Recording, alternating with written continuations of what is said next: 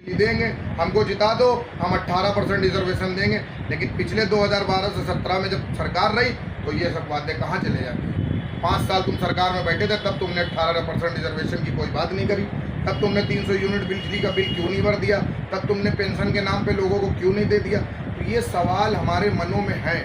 हमने इसीलिए Samajwadi party, Congress party को तर्क करके 1400 किलोमीटर दूर बैठे असदुद्दीन ओवैसी को इसलिए पसंद किया कि वो हैदराबाद का सांसद है, एक वाहिद सीट का सांसद है। लेकिन जब भी हिंदुस्तान के मुसलमान हो, हिंदुस्तान का दलित हो, चाहे शोषित वंचित समाज का कोई भी व्यक्ति के ऊपर प्रहार होता है, हमला होता है, कुछ भी होता है, तो वो शख्स हैदराबाद से बैठकर उसकी आवाज़ उठाता है। इसलिए हमें वो पसंद है।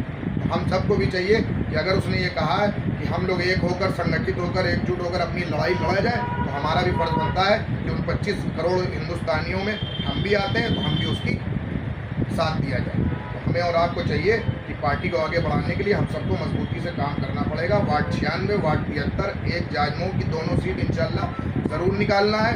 और कैंट विधानसभा की चुनाव की तैयारी के लिए एकदम तैयारी कर लीजिए, कमर मजबूत कर लीजिए।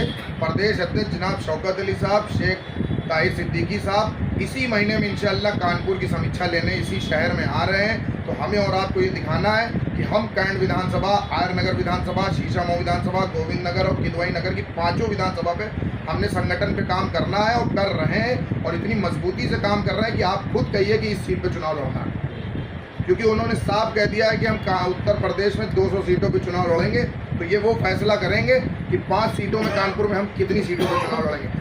चुनाव उसी सीट पे लड़ा जाएगा जिस पे संगठन मजबूत होगा।